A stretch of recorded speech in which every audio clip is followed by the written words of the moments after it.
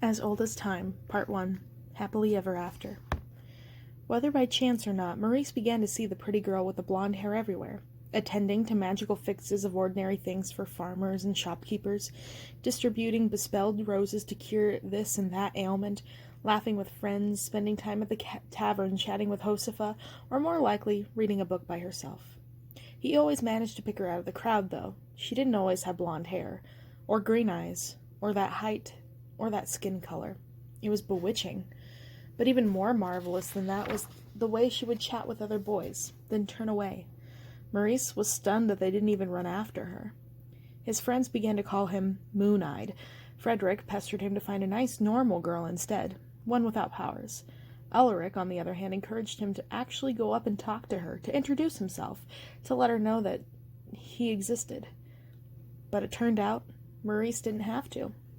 One day he went to the tavern early by himself, bringing in little pieces of metal he had been working on to fiddle with as he sat there. At first glance they looked like a forged bar puzzle a country gentleman might play with while having a drink, but the pieces were much stranger looking. A tiny bit of tarnished copper pipe and a dull gray metal blob he was trying to fit into it. He was still staring owlishly at the smallest end of the blob when he was suddenly aware of someone sitting down in the chair next to him, adjusting her voluminous skirts to fit the space. You know, you need to speak to the metal. He looked up at the vision next to him and blinked. The girl with green eyes and blonde hair regarded him calmly, a little smile on her face and a book half closed in her hand. The normal thing to do at this point would have been to offer to buy her a drink, to tell her how he had seen her around town, or even to gibber nervously about how pretty she was and question why he was sitting next to him. But she was talking about the metal. Speak to it? He asked. What do you mean? Ask it what it needs to do, what you want it to do. At least that's what a friend of mine who knows about such things says. Well, I've tried everything else, he said with a sigh. He held up the little ugly bits of metal and cleared his throat. Hello, metal, what do I need to do to get you to work? The woman laughed, a throaty honey sound that wasn't mean in the slightest. Maurice found himself chuckling as well, and even the grumpy bartender managed to smile. The girl pushed a stray golden lock of hair out of her face and closed her book all the way, setting it beside her. Not like that, I don't think. At least not in our language. You need to know the language of metal. I'm Rosalind, by the way. She held out her hand.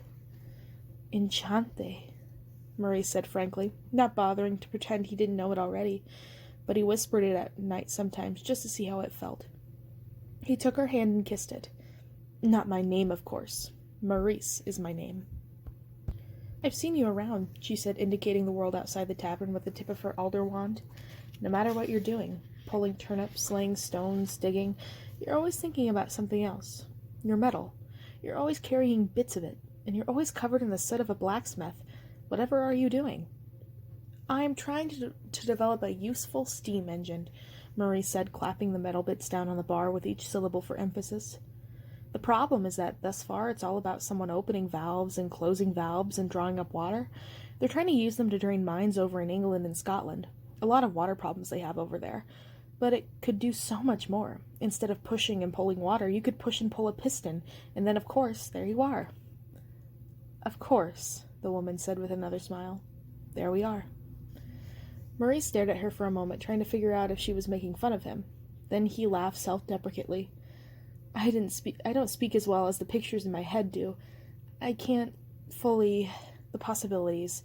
It's too much to explain all at once. It would be world-changing. Ah, the woman said. Like gunpowder. No, not like gunpowder. This would be for building and making, not killing and conquering. Not all gunpowder is for killing. I have a friend who makes the most amazing fireworks, and who, a little like you, spends all her spare time trying to launch things higher and higher into the air, using gunpowder and a thing like a cannon aimed at the sky. You have a lot of interesting friends, it seems, Maurice said, sighing. I wish I could meet them. I'm not sure if I would like that, the girl said thoughtfully. If I introduced you to my friends, you would spend all your time talking to them and not to me. Maurice stared at her for a long moment, trying to decide if what he thought she meant by was what she actually meant by that. And with a smile, it became apparent that she did. With a feeling of unreality approaching straight-up wonder, Maurice began to court Rosalind. Or perhaps it was the other way around. It didn't matter, and he certainly didn't care. He took her to a festival dance and offered her a rose he had painstakingly hammered out of metal. She graciously pinned it on the bodice of her dress, which, honestly, was pulled down almost indecently by its weight. Then Rosalind took him to see her roses, a delightful garden hidden by magic inside a little park, filled with perfectly healthy, perfectly formed roses in every shade of pink and red, and a few colors Maurice wasn't sure he had seen on any flower. She often grew bored of her appearance, he discovered, which was why her looks and outfit seemed to change of their own accord so frequently. So if she was helping Maurice with something dangerous, hot and sticky in its kiln yard, when they emerged to take a stroll around the town, her apron and old skirts would disappear, and she would appear attired in the robes of a fashionable lady wearing the latest style from Paris, but one with purple skin. Maurice never caught the transformation as it happened. It was always done by the time he noticed. Her powers weren't limited to roses and fashion and pig snouts, however. When the fresh water spring on the western side of the town went sour in late summer, a delegation from the town came to her for a solution. Just like Maurice spent weeks on end with his kiln and metals and tools, she pored over ancient texts, day and night, mumbling to herself and waving her wand in what looked like the same pattern again and again. And in the same way Maurice wrote to great scientists and inventors around the world, she spoke with timid creatures who looked like water themselves, and sought out ancient, powerful crones for advice. It all culminated with what looked like a simple, quick enchantment that made the water sweet once again. Everyone cheered, but few understood the amount of time and effort that had gone into those few minutes of chanting. But it wasn't all work and inventing. Some nights Maurice spent carousing with Alaric and Frederick, and Rosalind with Adalise and Bernard, with science and magic were forgotten, and drinking and laughing were the subjects of the night. So the two lovers spent long afternoons on each other's company, or tending to their own pursuits, and long evenings in each other's arms, surrounded by the heady perfume of roses. And then came the day that Maurice witnessed two young men dragging a teenage boy into an alley. It was in a quiet part of town, and they were trying to do it furtively, but not having much success as he kicked and screamed. "Stop! Right where you are! Put him down!" the inventor shouted. "What is all this now?" "None of your business," one of the men snapped. "Do yourself a favor and pretend you never saw this." "He's one of those charmants," the other one said heavily, as if everyone who understood what was going on just by hearing the word.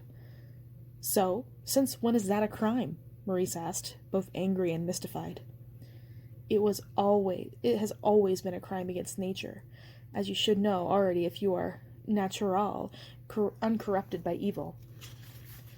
Maurice put down the shaft of the cart he was pulling, making it clear he was ready to fight. His clothes, though dirty, did a nice job of highlighting his thick upper arms and solid legs. Plus, there was a long knife he kept in his belt, as all laborers did. He twitched his thumb at it. The thugs tried to look defiant. It didn't really work. "I suggest you run along," Maurice growled. "Now, before I call the guards, or teach you a lesson myself. Friends of those who consort with the devil are as cursed as the devil himself," one spat. You'll get yours too." They stalked off, and Maurice sighed deeply. He turned to the now freed prisoner. "Are you all right, boy?" "I am for now." He didn't say it with ingratitude. It was more like wry irony. Maurice could see, as the teen stretched and shook out his bruised body, the high cheekbones, pearly skin, and delicate jaw that made him look different. "They will come after me again when no one is around to save me. I suppose I have to run away. For good." The inventor ground his teeth, frustrated. "And the palace guards are just letting this sort of thing happen? To citizens?" The answer, the boy tossed his chin, pointing across the way. There, lolling in the shadows, like they were unemployed, stood a pair of castle guards who had been watching the whole thing. They gave Maurice twin looks of distrust and disgust. "Something must be done about this," the inventor began to say, turning back to the boy. He had disappeared. But Rosalind was there, suddenly, running forward and throwing her arms around him. "I saw the whole thing. Marry me," she said. "What?" "Yes, what?" Maurice said. "You're the bravest, kindest, best, nicest man I've ever met.